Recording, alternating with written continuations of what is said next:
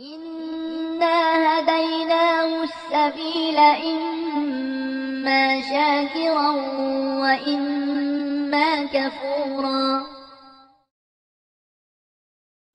بسم الله الرحمن الرحيم. السلام عليكم ورحمة الله وبركاته. الحمد لله لك الحمد شكرا ولك المن فضلا وأنت ربنا حقا ونحن عبيدك رقا وأنت لم تزل لذلك أهلا. أشهد أن لا إله إلا الله وحده لا شريك له وأشهد أن سيدنا محمدا عبده ورسوله وحبيبه وصفيه وخليله لا نبي بعده. اللهم صل وسلم وبارك وكرم ومجد وعظم على سيدنا وحبيبنا وشفيعنا وقرة أعيننا ونور قلوبنا سيدنا محمد وعلى آل محمد وعلى أصحاب محمد وعلى قرابة محمد وعلى من تبعه إلى يوم الآخرة. أما بعد. Segenap para hadirin wal hadirat, kaum muslimin wal muslimat, shaimin wal shaimat, seluruh jamaah di Masjid Raya Mujahidin yang insya-Allah kita berharap kepada Allah Subhanahu wa taala, mudah-mudahan seluruh kebaikan dan kebajikan kita dan amal-amal soleh kita semuanya insya-Allah diterima oleh Allah Subhanahu wa taala, dan Allah menutup segala kesalahan kita, mengampunkan dosa kita dan menerima kekurangan kita, sehingga dengan ini semua Allah memberikan keridhaannya kepada kita semuanya, sehingga dengan mereka, dengan Allah memberikan ridha kepada kita semuanya. Yang datang dengan bawa hajat, insya-Allah Allah kabulkan hajatnya. Yang datang dengan penyakit, insya-Allah Allah angkat penyakitnya. Allah Subhanahu wa taala memberikan semua harapan-harapan kita, memberikan solusi dari permasalahan kita, dan mudah-mudahan insya-Allah berangkat daripada pertemuan kita kali ini, kelak nanti di akhirat Allah Subhanahu wa taala kumpulkan kita di surga Allah Subhanahu wa taala bersama Rasulullah sallallahu alaihi wasallam. Amin ya rabbal alamin.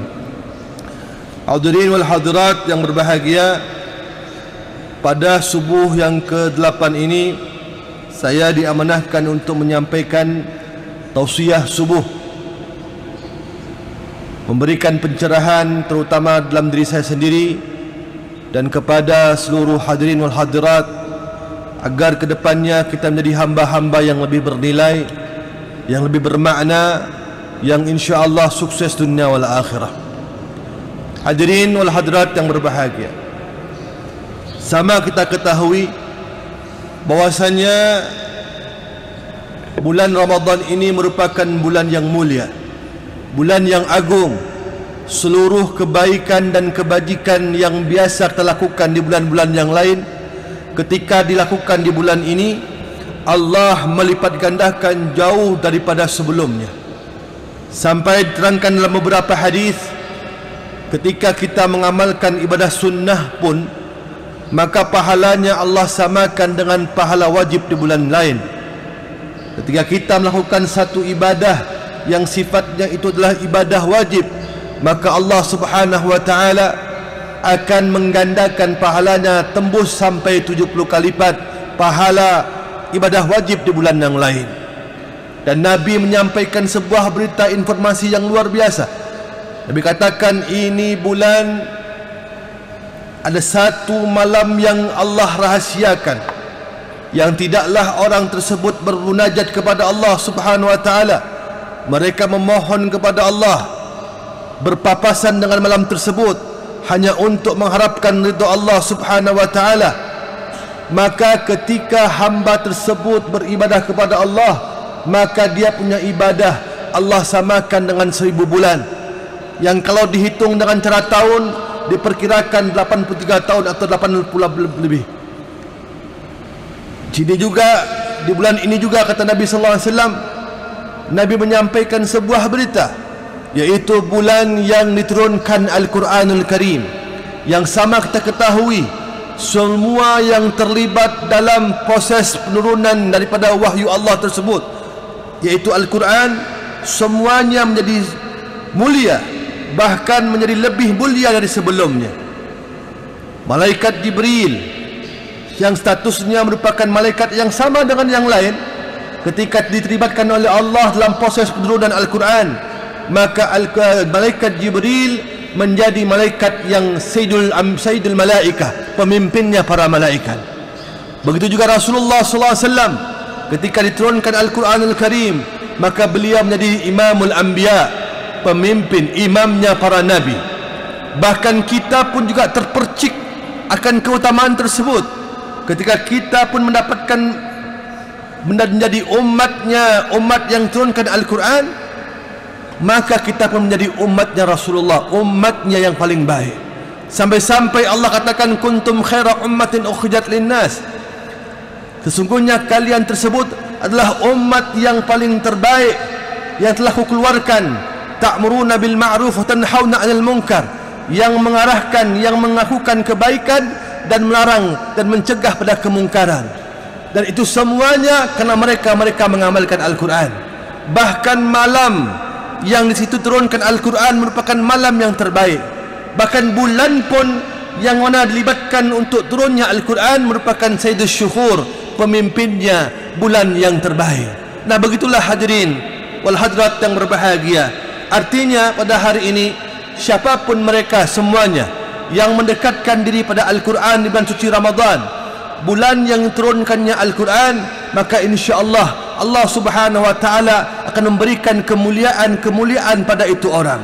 Makanya Rasulullah sallallahu alaihi wasallam ketika beliau tersebut di bulan suci Ramadan tidak pernah berhenti membaca Al-Quran, membaca zikir, tadarrus dengan Jibril, tadarrus dengan para sahabat. Setiap hari Rasulullah SAW lisannya membaca Al-Quran, mengulang-ulangi Al-Quran. Dan tidak hanya itu, bahkan beliau tadarrus dengan Jibril. Setelah itu juga beliau panggil seorang sahabat yang mempunyai suara yang baik, mempunyai suara yang indah, yang bacaannya luar biasa dari segi makhraj dan tahsinnya, yaitu Abdullah bin Mas'ud, untuk menikmati setiap bacaan-bacaan. Abdullah bin Mas'ud dipanggil Rasulullah sallallahu alaihi wasallam, "Ya Ibn Mas'ud, ya Ibn Mas'ud, iqra' alayya al-Quran." Baca Al-Quran di hadapanku. Tetapi subhanallah, Ibn Mas'ud seorang sahabat yang terdidik dengan adab dan akhlak yang mulia. Dia tidak serta-merta membaca Al-Quran. Beliau kembali menawarkan Rasulullah SAW, "Ya Rasulullah, a'akra'u alaik wa alaikal unzal?" Ya Rasulullah, mestikah aku baca ini Al-Quran? Kan Al-Quran diturunkan untuk engkau ya Rasulullah.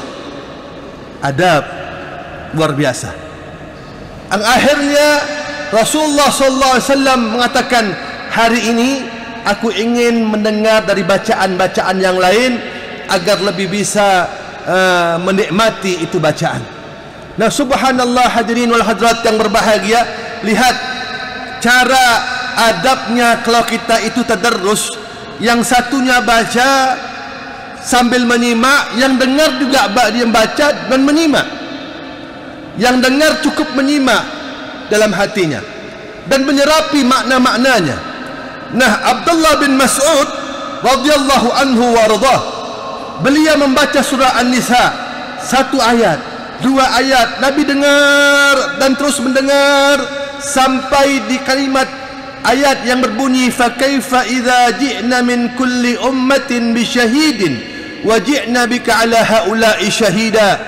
Maka saat itulah terdengar isak tangis Rasulullah sallallahu alaihi wasallam, sehingga membuat Ibn Mas'ud terhenti bacaannya dan menanyakan, "Ya Rasulullah, ada masalahkah dengan bacaanku?"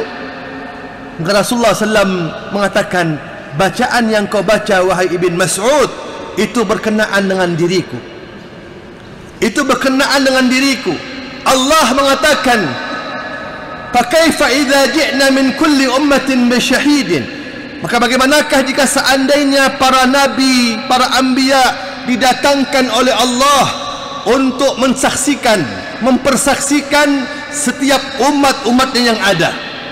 Wa ji'na bika ala haula'i syahida, dan aku pun, kata Allah Subhanahu wa taala, didatangkan oleh Allah untuk bersaksi pada umatku. Kenapa aku bisa menangis? Karena ketika aku melihat umatku itu masuk surga dengan penuh senyuman, bahkan ada yang terhalang, aku bisa bantu, aku senang. Akan tetapi ketika aku tidak bisa membantunya, bukan aku tak mau membantunya, tapi dia semasa hidupnya memang tidak mau dibantu, enggan. Karena memang subhanallah, Rasulullah mengatakan ada tipe-tipe orang yang memang mereka itu perbuatannya, sikapnya, omongannya tidak mau dibantu dan tidak mau surga Allah Subhanahu wa taala. Rasulullah mengatakan kullu ummati yadkhulunal jannah illa man aba. Semua umat itu, semua umatku, semuanya masuk surga Allah Subhanahu wa taala kecuali yang enggan. Dia menolak, sikapnya menolakkan dirinya untuk masuk surga, perbuatannya, omongannya enggan untuk dibantu untuk masuk surga Allah Subhanahu wa taala. Maka Rasulullah mengatakan apa? Siapakah mereka-mereka itu yang enggan untuk masuk surga Allah Subhanahu wa taala? Secara singkat Rasulullah mengatakan, man ata'ani dakhalal jannah wa man asani faqad aba. Orang siapa yang tunduk taat patuh kepadaku, maka dialah orang yang mendapatkan surgaku, mendapatkan surga Allah.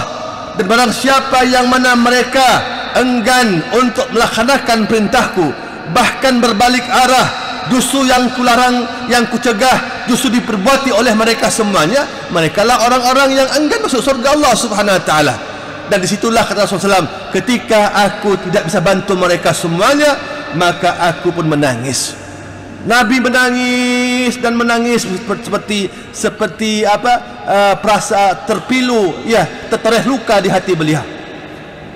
Dan begitu pula lah para sahabat Nabi, setiap kali mendapatkan sebuah berita informasi akan wahyu Allah, setiap kalam Allah dia pelajari. Makanya dalam satu riwayat dikatakan, orang baca Quran ketika dia mendapatkan satu huruf dengan 10 hasanat, sebagian riwayat mengatakan itu tanpa mengetahui makna.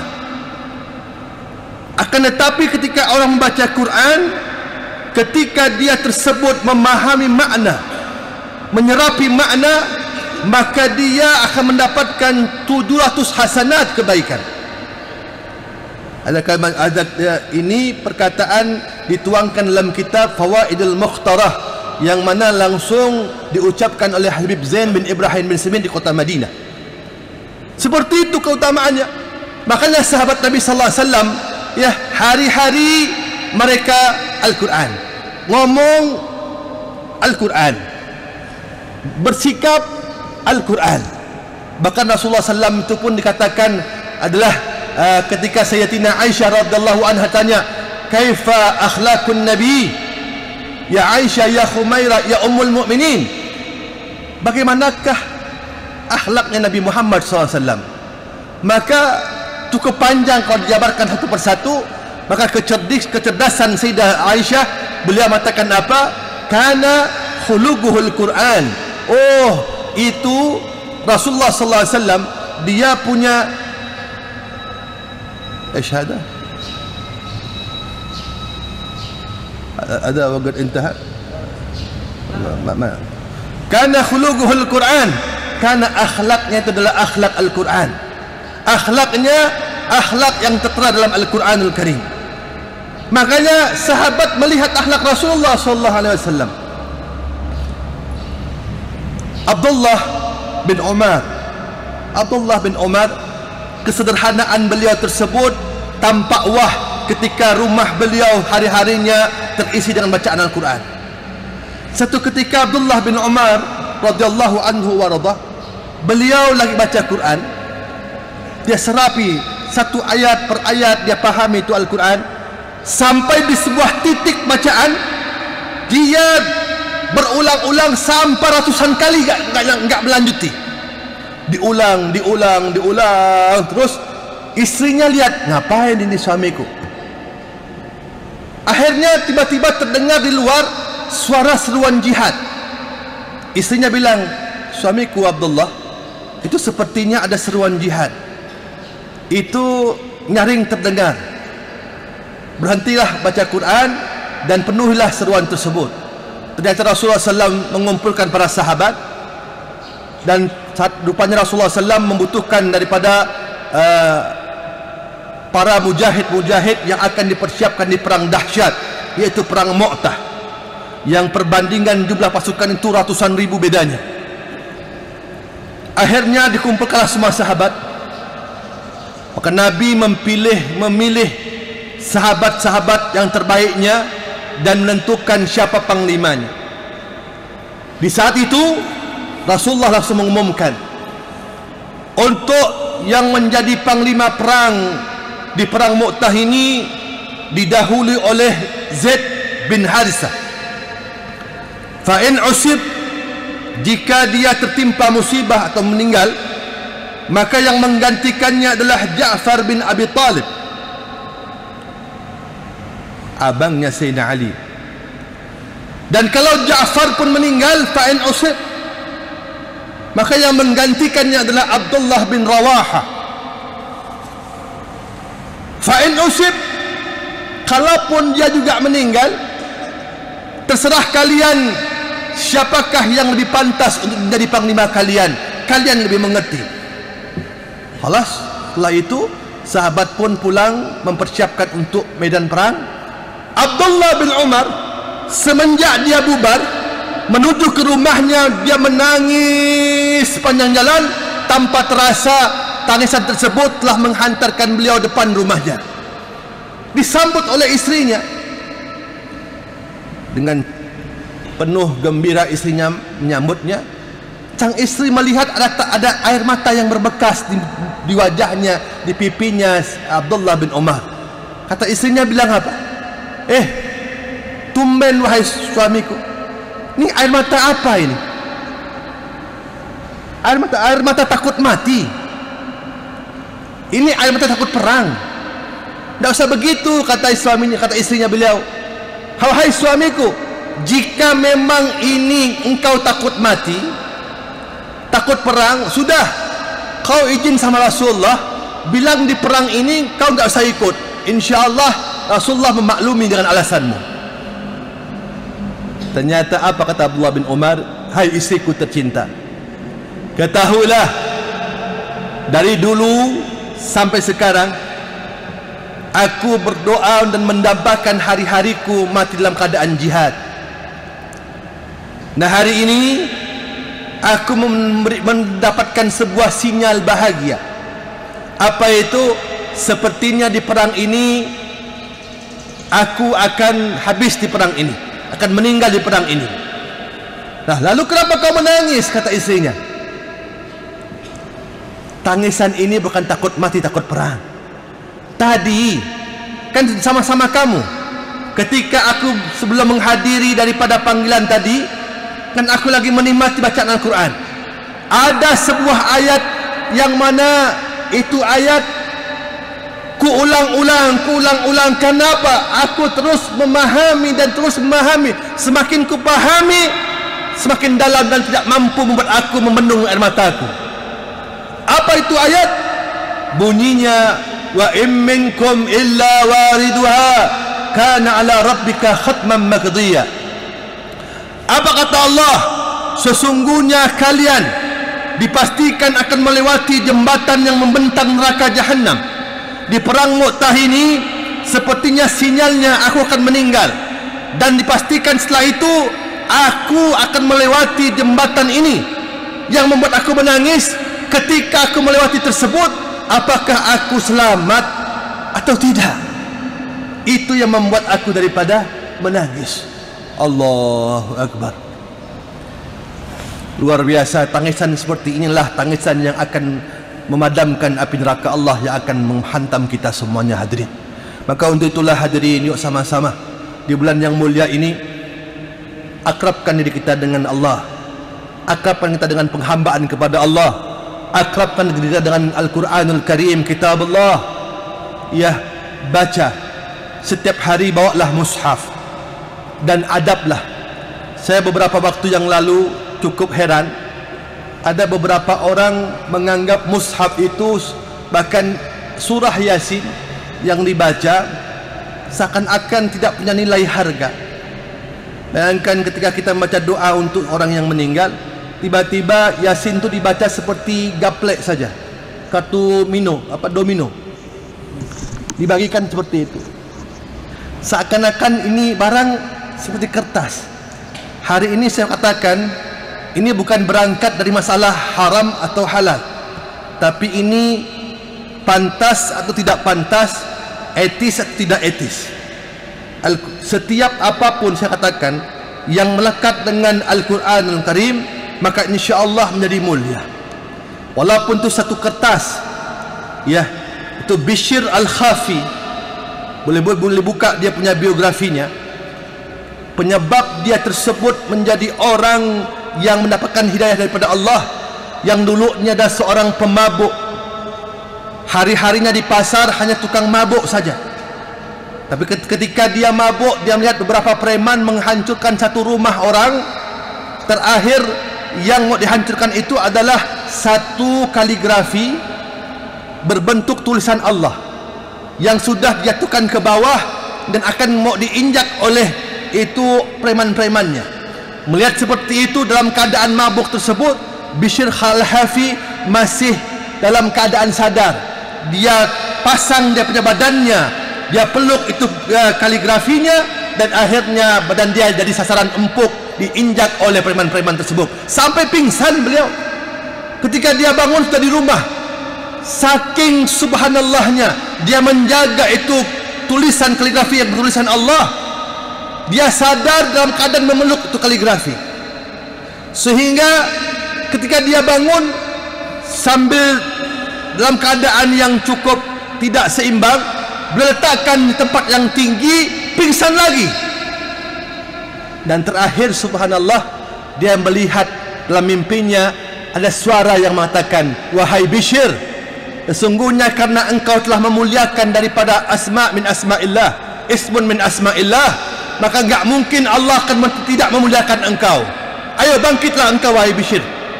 Setelah itulah beliau mendapatkan hidayah daripada Allah Subhanahu wa taala, dan akhirnya menjadi orang yang saleh, yang alim, yang taat ibadah kepada Allah Subhanahu wa taala, berawal daripada rasa perhatian beliau kepada asma min asma'illah. Ikrimah ini bin Abi Jahal. Iya. Makanya Masya Allah hadirin, kalau kita lihat dalam sejarah, walaupun orang tua kita masih misalnya masih kafir, belum masuk hidayah, belum dapat hidayah, tetap jika seandainya kita udah Islam, tidak boleh menghilangkan daripada nama orang tua kita walaupun dia bukan seorang yang muslim. Ikrimah contohnya. Ikrimah itu dicatat Ikrimah bin Abi Jahal. Dalam tarikh tercatat beliau itu ubadus sahabah, sahabat yang paling tekun beribadah. Beliau ini ketika beliau sudah hijrah masuk Islam, di awal-awal Islamnya, kerap kali belum baca Quran, beliau tersebut pingsan duluan. Kenapa? Al-Quran itu diambil, mushaf itu diambil, lempengan Al-Quran diletaknya di dadanya, terkadang dicium oleh beliau, dan dia mengatakan, ya Allah, Ikrimah bin Abi Jahal yang dulunya paling dahsyatnya memerangi Islam agamamu, sekarang ini kau muliakan dengan membacakan, dengan engkau perkenankan untuk membaca kalammu. Apa benar wahai Allah? Perasaan itu terus dia begitu. Terakhir kadang-kadang belum baca dia pingsan dulu. Ya, merasa tidak pantas. Inilah orang-orang yang luar biasa. I'tiraf, mugassirin. Nah, ini yang perlu kita pahami hadirin. Maka untuk itulah di momentum daripada hari yang bahagia ini, di subuh ini, yuk sama-sama kita akrabkan diri kita dengan Allah Subhanahu wa taala, dengan pertama dengan Al-Qur'an. Yang kedua dengan memperbagus penghambaan dengan solat. Yuk sama-sama hidupkan hari-hari kita dengan memperbagus solat. Saya waktu ngajar di Masjid Jami, datang satu orang dengan saya membawa kertas. sedikit cerita sedikit. Ini orang dengan kepolosan beliau, bila datang dengan saya, Habib, tolong tuliskan saya doa-doa atau zikir-zikir untuk pemanis dan pelaris. Ajib, Masya Allah, ini orang polos dan kita anggap dia baik. Kenapa? Dia ada apa-apa masih datang dengan ulama. Kadang sekarang ini orang pada salah kaprah, ada masalah harinya dengan dukun. Ya, barang hilang dengan dukun. Setahu saya itu dukun dari saya kecil sampai sekarang ini, kalau dah kita lapor barang hilang dengan dukun, bahasanya pasti tidak berbeda. Yang ngambil barang kau itu bukan orang lain, orang dekat-dekat kau juga. Betul enggak? Iya, pasti bahasanya seperti itu. Sehingga kita suuzon nih, fulan, jangan-jangan fulan. Ya begitu. Tapi kalau ulama kita datangi, walaupun tidak memberikan solusi kembalinya itu barang, minimal ada pencerahan. Nah, ini orang dengan kepolosan beliau datang dengan saya, bawa kertas, bawa pulpen, minta saya menuliskan sebuah rangkaian zikir untuk pemanis dan pelaris dia. Saya bilang, kenapa? Iya, Beb, saya ini umur dah dekat 40 tahun. 3 kali saya ini tunangan, yang terakhir dah mau kawin tapi gagal terus. Udah itu, Beb, kata dia, saya ini kalau berusaha kerap kali jangankan untung, ya berapa kali modal saya pun terkikis, bahkan nggak balik. Ya repot juga. Saya bukan nggak mau kerja, saya udah usaha kerja tapi malah buntung terus. Nah, tolonglah Beb tuliskan seperti ini. Akhirnya saya bilang sama dia, saya nggak begitu paham dengan begini-begini, saya bilang, tapi yakinlah, saya bilang, jika seandainya kamu pengen pemanis dan pelaris yang sebenarnya, satu aja, jika engkau kepengen memperbagus urusanmu, ya, maka baguskanlah hubunganmu, penghambaanmu kepada Allah. Baguskan penghambaanmu sama Allah, berawal daripada solatmu. Jaga waktunya, tepatlah waktunya, berjamaahlah engkau, dan jadilah bagian orang yang memakmurkan rumah Allah. Tambah sunnahmu, karena Nabi saja mengatakan la faqra ma'ad duha, mustahil kau fakir mengamalkan duha. Kalau orang mengamalkan solat sunnah duha saja mustahil fakir, apalagi orang yang mengamalkan kewajiban. Tapi sayangnya, jika seandainya kau punya penghambaan merusak, sementara kau tahu bahwasanya yang Allah yang menciptakanmu, Allah yang memudahkan urusanmu, Allah yang menyampaikan hajatmu, Allah yang menyembuhkan daripada penyakitmu, Allah semua yang memberikan kebutuhanmu. Tapi kalau rusak dengan penghambaanmu kepada beliau, kepada Allah Subhanahu wa taala, subuh jam 7, zuhur mau dekat asar, asar mau dekat maghrib, maghrib mau dekat isya, isya hilang. Tiba-tiba kau minta yang lebih, mustahil kau dapatkan hal itu. Iya, makanya baguskan hubunganmu sama Allah Subhanahu wa taala. Insyaallah dengan seperti itu Allah Subhanahu wa taala memperbagus urusanmu, mempermudah daripada apa yang kau inginkan. Untuk itulah, yuk sama-sama hadirin. Ya, sama halnya begini ilustrasinya. Ya, jika seandainya ada Bapak Gubernur pada saat ini datang di sini, bilang sama jamaah di masjid ini. Tapi waktu itu belum waktu saatnya solat. Beliau minta izin dengan pengurus masjid. Dia bilang, pengurus masjid, saya pengen bagi-bagi hadiah untuk jamaah di sini, yang sekitar masjid. Tolong buka mikrofonnya, buka radionya, buka TV-nya. Saya pengen sampaikan pada sebuah masyarakat Kalbar, hari ini saya akan bagi 1000 paket hadiah yang mereka hadir di masjid memenuhi panggilan saya, maka saya akan berikan itu hadiah. Diumumkan, besok saya akan bagikan hadiah begini sampai terakhir. Tepat pada waktunya, satu pun orang nggak datang, kecuali hanya beberapa orang saja yang terakhir. Pertanyaan saya hadirin, apakah itu Bapak Gubernur dengan sikap kita seperti itu kesal atau senang? Saya pastikan dia kesal. Bahkan mungkin ini hadiah akan dialihkan di masjid yang lain. Begitulah perumpamaannya hadirin. Ketika seruan Allah melalui lisannya muazzin mengatakan hayya 'alas salah, hayya 'alal falah, Yuk, kata Allah, ayo solat. Ayo yang mau beruntung, hayal falah. Yang mau beruntung, yang mau sukses, yang mau anaknya jadi orang benar, orang yang baik, yang istrinya yang mau istrinya solehah, yang pengen suaminya baik. Ayo kata Allah, hayal falah, ayo ke masjid. Tapi kita tetap bertahan dengan aktivitas kita. Tak abaikan ini azan, tak abaikan ini solat. Ya wajar saja jika seandainya kondisimu semakin terpuruk. Kenapa? Karena seruan Allah kau abaikan. Ya, begitulah hadirin wal hadirat yang berbahagia.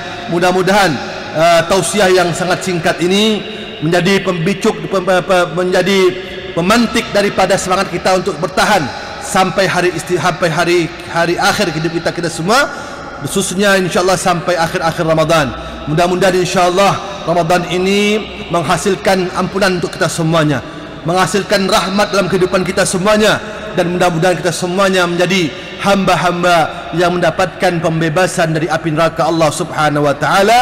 Satu pesan terakhir saya, ya, untuk mendapatkan rahmat Allah, untuk mendapatkan ampunan Allah, untuk mendapatkan pembebasan dari Allah tersebut, satu aja, ya, jangan sampai sekalipun lisan kita, perbuatan kita, ya, sikap kita menoreh luka di hati sesama kita orang-orang mukmin atau orang di luar mukmin.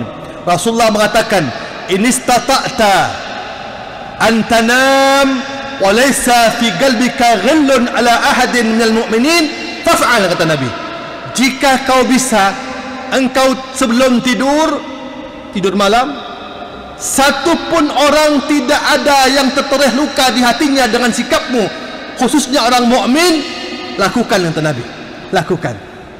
Maka mudah-mudahan insyaallah inilah orang-orang yang akan mendapat rahmat Allah Subhanahu wa taala. Mudah-mudahan kita semua menjadi hamba-hamba yang diridhai oleh Allah Subhanahu wa taala. Allahumma jammilna bil afiyah was salamah wa haqiqna bit taqwa wal istiqamah wa'idna min mujibatin nadamah fil hal wal mal innaka as-sami'ud du'a. Allahumma hdina bihudak waj'alna mimman yusari'u fi ridak wa la tuwallina waliyan siwak wa la taj'alna mimman khalafaka amrak wa asak. حسبنا الله ونعم الوكيل نعم المولى ونعم النصير ولا حول ولا قوة إلا بالله العلي العظيم. إلهنا قد تعرض لك في هذه الساعة متعرضون وعمل جودك ومعروفك طالبون، ولك في هذه الساعة وفي كل ساعة بركات وفي كل ساعة رحمات وفي كل ساعة نفحات وفي كل ساعة مغفرات والمداد والمحبة والسلامة وجوائز مواهب وعطايا تمن على من تشاء. فاجعلنا الله لنا والحاضرين والحاضرات خصوصا صاحب الحاجات خصوصا صاحب النيات ممن سبقت لهم منك الحسنى والعناية. فهل ندعوك كما أمرتنا فاستجب لنا كما وعدتنا إنك لا تخلف الميعاد. اللهم يا ميسر كل عسير ويا جابر كل كثير ويا صاحب كل فريد ويا مغني كل فقير ويا مقوي كل الضعيف ويا معمنا كل مخيف. يسر علينا كل عسير وتيسر عسير عليك يسير.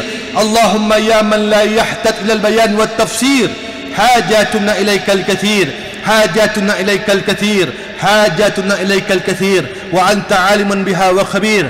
اللهم يا فرق الفرقان ومنزل القرآن بالحكمة والبيان، بارك اللهم لنا في شهر رمضان، بارك اللهم لنا في شهر رمضان، بارك اللهم لنا في شهر رمضان، وأعنا على الصيام وقيام وتلاوة القرآن. ربنا آتنا في الدنيا حسنة وفي الآخرة قنا عذاب النار. دعواهم فيها سبحانك اللهم انتهيتم بها سلام وآخر دعوانا أن الحمد لله رب العالمين بسر الفاتحة.